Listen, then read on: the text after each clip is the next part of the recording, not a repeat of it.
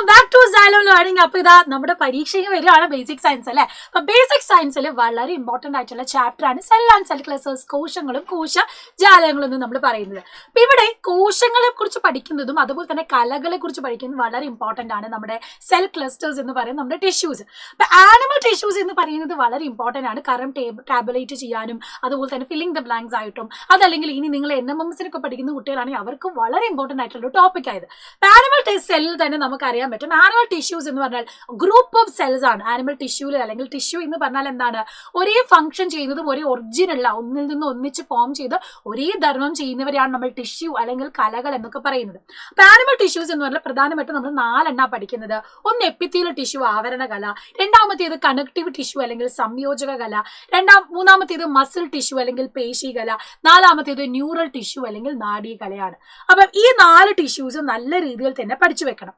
Epithelial tissue നോക്കുമ്പോൾ നമുക്കറിയാം നമ്മുടെ സ്കിന്നില് അല്ലെങ്കിൽ ബോഡിയുടെ സർഫസിൽ, ഇനി നമ്മുടെ കവിളിന്റെ ഉള്ളിലൊക്കെ ആയിട്ട് ഓർഗൻസിന്റെ ഒക്കെ വോളിലൊക്കെ ആയിട്ടാണ് നമ്മൾ എപ്പിത്തീലിയൽ ടിഷ്യൂ കാണുന്നത്.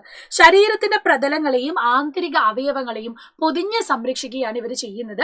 ആൻഡ് ഇവരെന്ത് ചെയ്യുന്നു? അബ്സോർപ്ഷനും വേരിയസ് സബ്സ്റ്റൻസ്, പല വസ്തുക്കളെ അബ്സോർബ് ചെയ്യാൻ, ആഗിരണം ചെയ്യാൻ സഹായിക്കുന്നു. അതുകൂടാതെ പ്രൊഡ്യൂസ് സെക്രീഷൻസ് ലൈക്ക് മ്യൂക്കസ്, സ്രവങ്ങളെ ഉൽപ്പാദിപ്പിക്കാനും ഇവർ സഹായിക്കുന്നതാണ്. അപ്പൊ അതാണ് എന്ത്? എപ്പിത്തീലിയൽ ടിഷ്യൂ അല്ലെങ്കിൽ ആവരണ കല എന്ന് പറയുന്നത്. രണ്ടാമത്തേലേക്ക് വരുമ്പോൾ നമുക്കറിയാം കണക്റ്റീവ് ടിഷ്യൂ ആണ് യോജക കല. ഇവരെ സംയോജക കല എന്ന് പറയാൻ കാരണം പലതരത്തിലുള്ള ടിഷ്യൂവിനെ കണക്ട് ചെയ്യുന്നതുകൊണ്ടാണ്. അതിന് എക്സാമ്പിൾ ആണ് ബ്ലഡ്, ബോൺ, ഫൈബ്രസ് ടിഷ്യൂ എന്നൊക്കെ പറയുന്നത്. നമ്മുടെ അസ്ഥി, രക്തം, അതുപോലെ തന്നെ നാരുകല, ടെൻഡൻ, ലിഗമെന്റ്, ഇതൊക്കെ എന്താണ്? സംയോജക കലയാണ്. അപ്പൊ പലതരത്തിലുള്ള ഭാഗങ്ങളെ കണക്ട് ചെയ്യുന്ന ടിഷ്യൂ ആയതുകൊണ്ട് നമ്മൾ ഇവരെ കണക്റ്റീവ് ടിഷ്യൂ അല്ലെങ്കിൽ സംയോജക കല എന്ന് പറയും. മൂന്നാമത്തെ നോക്കിയാൽ നിങ്ങൾക്ക് കാണാം മസിൽ ടിഷ്യൂ അല്ലെങ്കിൽ പേശി കലയാണ്. ഇവരുടെ പ്രത്യേകത എന്താണ്?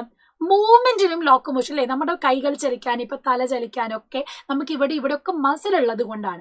ആൻഡ് ഓൾസോ ഇവരുടെ സെല്ലിന്റെ പ്രത്യേകത എന്താ? Capable of contraction and relaxation, അതായത് സങ്കോചിക്കാനും പൂർവ്വസ്ഥിതി പ്രാപിക്കാനും നമ്മളെ സഹായിക്കുന്നതാണ് എന്ത്? നമ്മുടെ മസിൽ ടിഷ്യൂ അല്ലെങ്കിൽ പേശി കല എന്ന് പറയുന്നത്. ലാസ്റ്റ് വൺ നമ്മുടെ ന്യൂറൽ ടിഷ്യൂ ആണ്. നമ്മുടെ ബ്രെയിൻ ഡെവലപ്മെന്റ്, കാണാനും കേൾക്കാനും നമുക്ക് സംസാരിക്കാനും നമുക്ക് കാര്യങ്ങൾ മനസ്സിലാക്കാനും ഒക്കെ നമ്മളെ സഹായിക്കുന്നത് ന്യൂറൽ ടിഷ്യൂ അല്ലെങ്കിൽ നാഡീ കലയാണ്.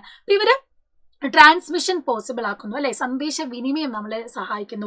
അതുകൂടാതെയോ control and coordinate body activities, ശാരീരിക പ്രവർത്തനങ്ങളെ നിയന്ത്രിക്കുകയും അതുപോലെ തന്നെ ഏകോപിപ്പിക്കുകയും ചെയ്യുന്നത് നാഡീകലയാണ്. ഇതിന്റെ കൂടെ തന്നെ നിങ്ങൾ നിർബന്ധമായിട്ടും പഠിച്ചിരിക്കേണ്ട ഒരാളാണ് നമ്മുടെ സ്റ്റെം സെൽ അല്ലെങ്കിൽ വിത്തുകോശം. നമ്മുടെ ബോഡിയിൽ ഏത് സെല്ലായിട്ട് മാറാൻ കഴിയുന്ന, എങ്ങനെ ഡിവൈഡ് ചെയ്ത് പുതിയൊരു കോശമാവാൻ കഴിയുന്ന ഒരാളാണ് സ്റ്റെം സെൽ അല്ലെങ്കിൽ വിത്തുകോശം.